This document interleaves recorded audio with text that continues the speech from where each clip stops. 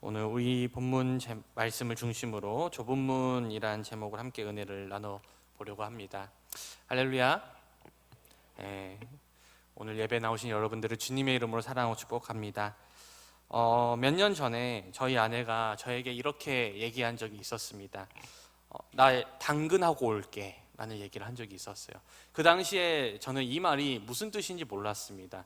당근하러 간다는 말이 당근밭에 가서 뭐 당근을 캐오겠다는 말인지 당근을 사오겠다는 말인지, 전 당근 싫어하거든요.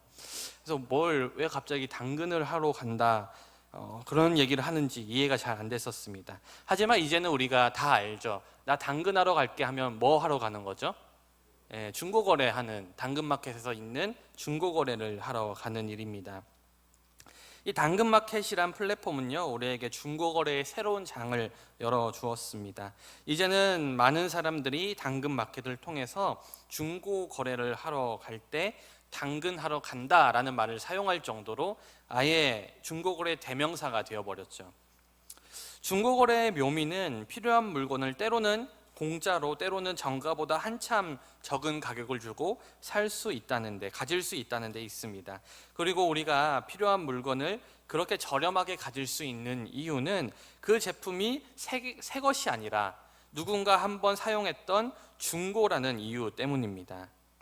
재밌는 것은요, 어떤 일반적인 물건들은 한번 쓰고 다시 팔 때 중고라는 말을 하지만 구매한 명품을 다시 되팔 때는 우리는 리셀이라는 말을 씁니다. 코로나로 인해서 여행과 모든 것이 제한되었던 시대에는 이 리셀 시장이 크게 성장하였습니다. 특히 한정판일수록, 소장 가치가 있는 제품일수록 그것을 되팔 때 더욱 많은 값을 팔고 팔 수 있었기 때문에 사람들은 소장 가치가 있는 명품이 출시되면 누구보다도 먼저 달려가서 줄을 선 후에 그 제품을 구매해서 다시 되파는 사람들이 등장하기도 하였습니다. 게다가 명품으로 재테크를 한다는 사람들도 많이 늘어나게 되었죠. 불과 2년 전인 2020년에는 샤넬 아시죠, 여러분? 샤넬이라는 명품 브랜드가 있습니다. 저도 아직 보지는 못했는데요, 실물로 보지는 못했지만 그런 브랜드가 있다고 하네요. 이 샤넬에서 제품을 인상하겠다, 가격을 인상하겠다라는 발표를 합니다. 그리고 그 발표가 나자마자 사람들은 더 비싼 값에 샤넬을 사기 전에 얼른 싼 값에 사서 비싼 값에 팔려고 텐트를 치고 줄을 서면서 그 제품을 싹쓸이 해갔습니다. 이게 뉴스에까지 나왔던 일이 있었어요. 하지만 한때 리셀 시장에서 최고의 인기를 누렸던 이 샤넬의 제품들은 최근에는 아주 크게 폭락하였다고 합니다. 갑작스럽게 샤넬의 인기가 식은 이유를 몇몇 전문가들은 너무 많은 사람들이 이 제품을 구매하게 되면서 이제 샤넬이라는 브랜드는 특별한 브랜드라기보다는 누구나 드는, 누구나 가질 수 있는 브랜드라는 인식이 생겼기 때문이다라고 분석합니다. 많은 사람들이 구매했다는 이유로 수요가 줄어드는 이런 아이러니한 현상을 지칭하는 용어가 있습니다. 바로 스놉 효과라는 말입니다. 영어로 스놉이라는 뜻은요, 속물이라는 뜻을 가지고 있다고 합니다. 다시 말해 스놉 효과는 속물 효과라는 것이죠. 어떤 제품이 아무리 명품이고 아무리 좋은 기능을 가졌다 할지라도 대중들에게 널리 보급되다 보면 그것이 오히려 가치가 하락하는 현상이 보여진다는 것이죠. 오히려 그 제품을 비싼 값에 주고 살 수 있는 부유층들은 그 제품의 소비를 중단한다는 거예요. 그래서 어떤 명품들은 아무나 자신들의 제품을 구매하지 못하도록 아주 철저하고 까다로운 절차로 회원을 선정하여 그들만 구매할 수 있는 회원제로 운영하기도 합니다. 오히려 그 철저하고 까다로운 절차, 누구나 살 수 없는 그 제품이라는 그 명성이 그 브랜드의 가치를 지켜주고 있다는 것이죠. 그러니 어떠한 것이 굉장히 가치가 있으려면 소수만이 그것을 누릴 수 있어야만 합니다. 이 세상의 물건의 가치가 그렇다면 이 세상에서 가장 가치 있는 구원은 어떻습니까? 구원은 우리의 생명과도 직결되는 문제이기 때문에 이 세상의 어떤 명품도 비할 수 없는 가장 귀한 가치를 가지고 있음이 분명합니다. 여러분 그렇게 생각하십니까? 그렇게 생각 안 하십니까? 저는 샤넬이 더 좋아요 생각하십니까? 여러분 구원이 더 소중하다 믿으시죠? 예, 그렇습니다. 그렇다면 이 구원을 누리는 사람들 얼마나 될까요? 구원도 명품처럼 소수만 누리기에 가치 있는 것입니까? 아니면 구원은 누구나 누릴 수 있는 것입니까? 오늘 말씀에는 이러한 질문을 예수님께 던진 사람이 등장합니다. 예수님의 예루살렘을 향한 여정은 이미 누가복음 9장에서 시작되었습니다. 그리고 예루살렘으로의 그 예수님의 여정은 영광의 길이 아니라 십자가, 그 죽음을 목표로 하는 여정이었습니다. 오늘 말씀의 시작인 22절에서도 누가는 예수님께서 각 성 어디든지 말씀을 가르치셨지만 그 최종 목적지가 예루살렘이라는 사실을 다시 한번 강조하면서 결국 예수님의 모든 사역의 궁극적인 지향점은 십자가를 통한 구원에 있다는 사실을 다시 한번 우리에게 알려줍니다.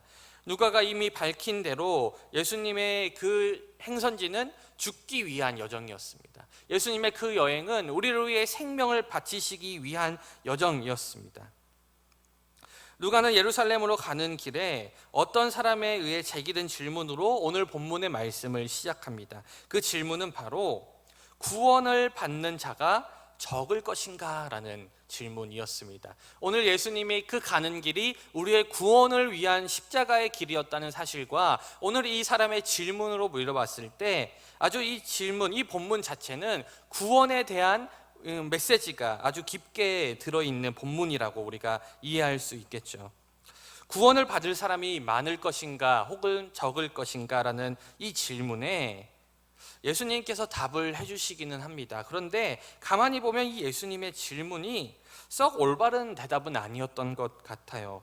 왜냐하면 예수님께서 오늘 질문을 받은 것은 구원받을 사람들의 수에 대해서 질문을 받고 있었는데, 그렇다면 예수님께서도 얼마나 되는 사람이 구원을 받을 것인지 그 구원받는 사람들에 대한 수에 대해서 말씀해 주셔야 마땅하지만 그렇게 답하지 않으시고 구원 얻을 사람들이 해야 할 일이 무엇인지에 대해서 말씀해 주고 계시기 때문입니다. 하지만 이것은 예수님께서 질문을 잘못 들었거나 잘 이해하지 못했기 때문에 그러신 것이 아니셨어요. 예수님께서 이렇게 답하신 이유는 도대체 몇 명이나 구원을 받을지 그 숫자에 대한 궁금증보다 더 급하고 더 중요한 문제가 바로 구원을 얻을 사람이 해야 할 일, 즉 좁은 문으로 들어가기를 힘쓰는 일이 더 중요했기 때문에 주님께서는 오늘 그렇게 답을 해주시고 계십니다. 이러한 예수님의 의도는 예수님의 대답을 잘 살펴보면 알 수 있는데, 오늘 예수님의 대답에서 좁은 문으로 들어가기를 힘쓰라고 말씀하신 것은 현재 시제입니다. 너희가 지금 당장 좁은 문으로 들어가기를 힘쓰라고 말씀하시는데, 이 뒤에 나오는 말씀, 들어가기를 구하여도 못하는 자가 많으리라라고 구원에 관한 말씀을 하신 것은 미래 시제로 말씀하고 계십니다. 다시 말해 우리가 미래에 누리게 될 그 구원을 얻기 위해서는 우리가 지금 이 시대에 지금 당장 좁은 문으로 들어가기를 힘써야 한다라고 말씀하고 계신 것이죠. 그리고 예수님께서는 이어지는 말씀에서 지금 당장 좁은 문으로 들어가기를 힘쓰지 않아서 결국에는 구원을 얻지 못한 사람들이 숨가쁘고 처절하게 문을 두드리는 이야기를 말씀해 주십니다. 누가복음 13장 25절에서 27절까지 말씀, 혹시 방송실에 좀 띄워주실 수 있나요? 아까 읽었던 본문 말씀 13장 25절에서 27절까지 말씀입니다. 네, 없으시면 제가 읽어드리도록 하겠습니다. 네, 띄워졌네요. 우리 다 같이 한번 읽어볼까요? 시작.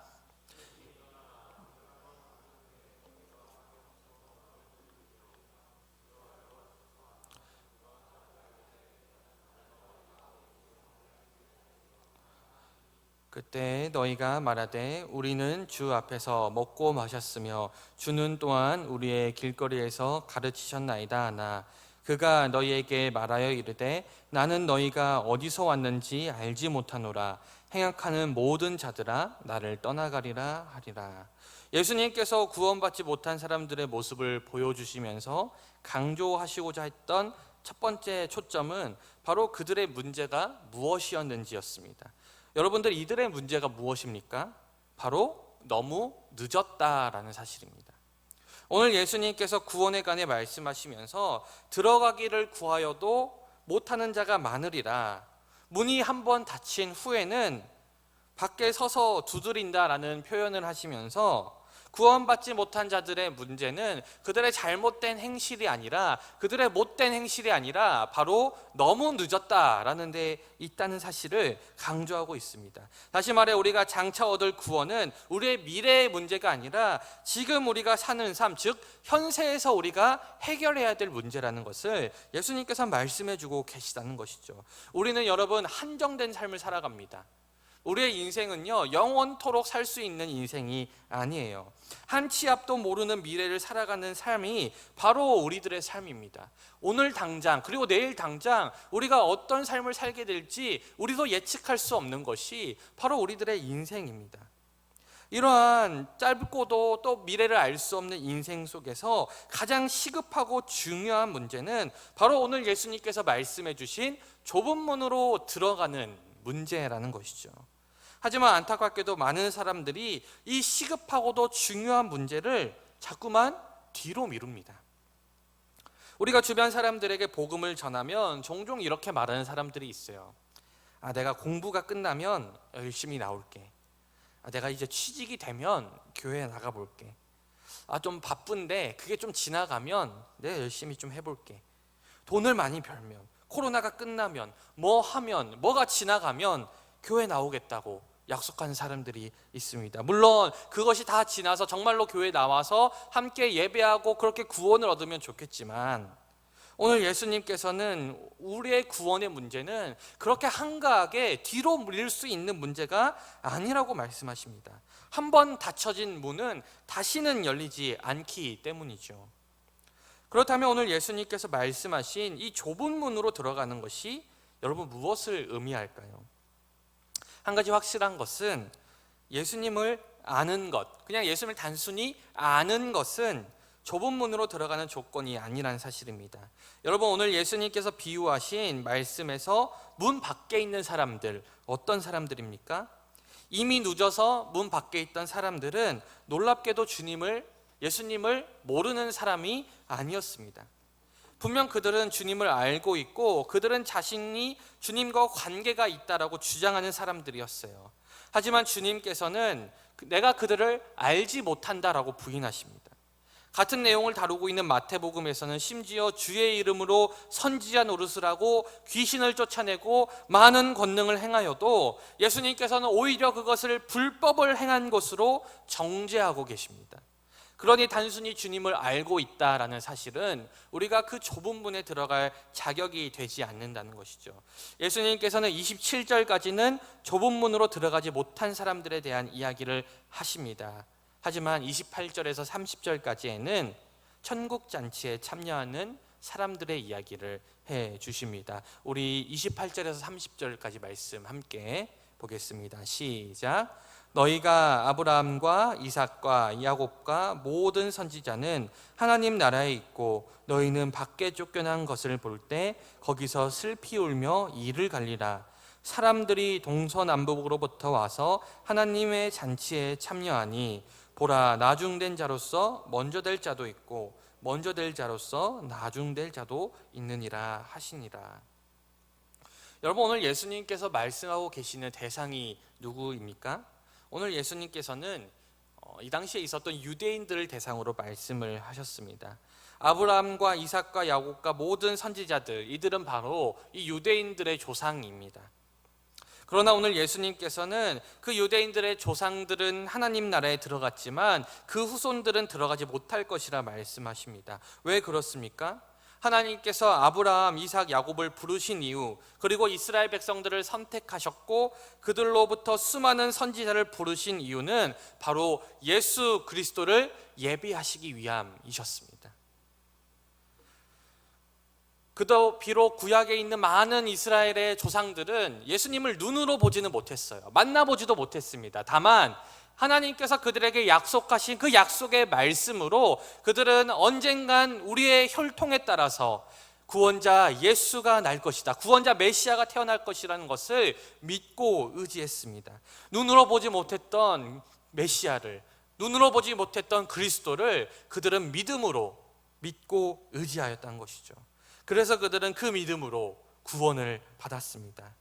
하지만 아브라함과 이삭과 야곱 그리고 선지자들이 그토록 기다리던 그리스도가 육신의 몸을 입고 이 땅에 오셨을 때 수많은 유대인들은 그를 눈으로 봤으면서도, 직접 대면하고 있으면서도 알아보지 못했습니다. 오히려 그들을 율법을 어기는 자라고 정죄하였고 어떻게든 예수를 죽이려고 하였습니다. 유대인들은요, 하나님의 말씀을 잘 지키는 사람이었어요.